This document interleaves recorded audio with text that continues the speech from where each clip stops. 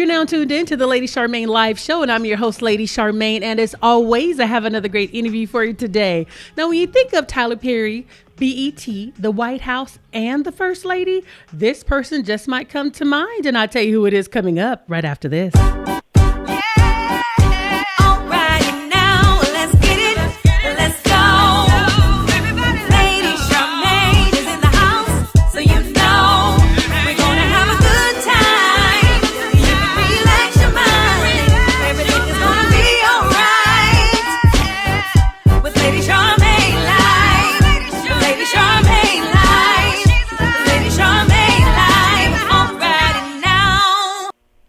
My guest today holds over 25 stage credits, including Nell and Ain't Misbehavin', Barbara Cook in Triumph and Tragedy, The Life of Sam, Chiffon in The Little Shop of Horrors, and she has performed in dozens of television commercials and industrial projects, including voiceovers. And she's here today to talk about Tyler Perry's new hit show, The Oval. Help me welcome to the Lady Charmaine live show, Kron Moore. Welcome to the show. Thank you. How are you? I am good, but I'm so glad to have you on the show. I have been enjoying the episodes, and I have this one question for you, Kron. How far off are you from Miss Victoria, or do you see a little bit of similarities in your personality as well? My personality in general is completely opposite of Victoria. She's a persona all her own. But what I will say is that I learned a lot about myself in playing Victoria, and there were some parts of myself I kind of had to deal with because I did see small parallels in some instances. So I had to deal with that. But no, Victoria is her whole mood. So how do you like being a woman and playing a character that people just love to hate? You know, I was terrified of it initially. Tyler kind of had to talk me off the ledge a few times because I was so afraid that people were really going to just hate me, not love to hate me, but hate me. And her character, Victoria's been received so well, and I'm so thrilled that people are really into her. And I don't think she's seen as much as a villain as she is a strong woman, a hurt woman, and a determined woman. So I'm grateful for that. Now, tell us about the moment when you got the call letting you know that you got the role of Victoria Franklin. Ooh, that was a day. I had several my phone is usually on silent, and I had several missed calls and text messages after leaving my phone away from me for a while. I had gotten back, and I'm just like, oh my gosh, who's calling me? This is on a Saturday morning. And I had auditioned for the role. I think it was on the Thursday prior. And typically, you know, people in the industry don't call you on Saturday, so I wasn't expecting, you know, a call. And I don't typically, you know, anticipate calls from, you know, the studio. Anyway, once I do an audition, I leave it there. But, you know, my missed calls, I checked my voice messages, and Tyler's casting director, Raven Drummer, left me a message and said that Mr. Perry wanted to speak with me. And so I called her back, and I wanted to clarify what she meant. She's just like, yes, he'd like to speak with you. And I'm like, okay, I was in the studio a couple days ago. I know I didn't break anything. Like, what's going on? Like, what's the problem? And I was anticipating a call back from perhaps one of his reps. And I looked at my phone again, and there was a text message from Tyler. And he said that Tyler Perry here, I'd like to speak with you. Are you available? Mm-hmm. And I texted back, sure. Yeah, I'm just like, well, somebody is punking me, like, really, like, this is not happening. And he called me, and I almost fell on the floor, like, what directed me? It's just an amazing moment. And he did call to offer me the role, and I cried. Mm-hmm. And he could hear me crying, and he's just like, what, you know, what's wrong? Are you okay? And I said, no, it's just, I'm grateful to be seen, you know, because I've been working at this for a long time, and it's just,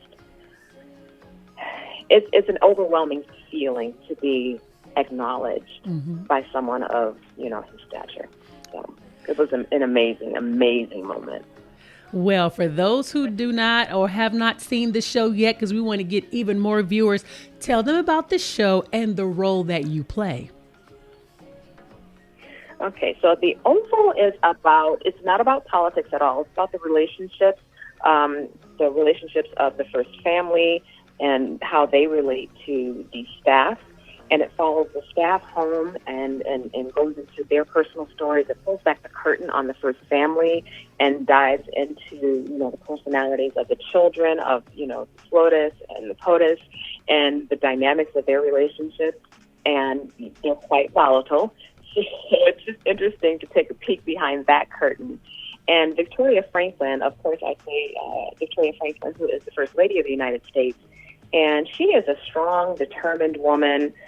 She's bright, and people will find that, her story is quite interesting, as she has been the person who is responsible for placing the president in the Oval in the first place. So she brains behind the operation. So people will come to understand that as the show goes along. Now, your family reminds me across of the Clintons and the Trumps. When I watch the show, I see it does. It reminds me of the relationships that on the side is Bill Clinton, and then your relationship that we see publicly on TV between Melania Trump and Donald Trump. No affection, you know what I mean? No connection there. That's what your relationship. So I look at it as a cross between both of those. And then the strong woman behind the president is Hillary Clinton. Most people just say she was the president. So, I think we're going to see a lot more of that. But I want to get into that relationship between you and your daughter. That relationship is one of the most unique, but almost like real, what you see in real households. Let's discuss that relationship between you and your on-screen daughter and how you guys play that dynamic out on television. Okay, well, my daughter, her name is Gail on the show. Her name in life is Paige Hurd, and she is a beautiful person, and I hope people don't think that we have, that type of dynamic in our real lives. I love her dearly. But Victoria and Gail, they are like oil and water. And I think the reason why is because Victoria sees a lot of herself in Gail. And there are some things about Gail that she is jealous of. And I think, that will come and be revealed further along in the story. And so there is a real hate type situation going on. And, they loathe each other. And there are moments, there are some really crazy moments that I had a tough time with. I don't know if you saw the episode last week, but I tossed a bucket of water on her, while she was in the bed, and that was, oh my gosh, who would do that? But it does happen. And you don't know how many calls I got, and people were just like, oh yeah, my mom used to do that to me. And I'm just like, wow, that is so interesting how, people's family dynamics are mirrored in this show. So it was really interesting to explore the relationship between Victoria and Gail, and there is so much more that will be unveiled. So I hope people keep watching.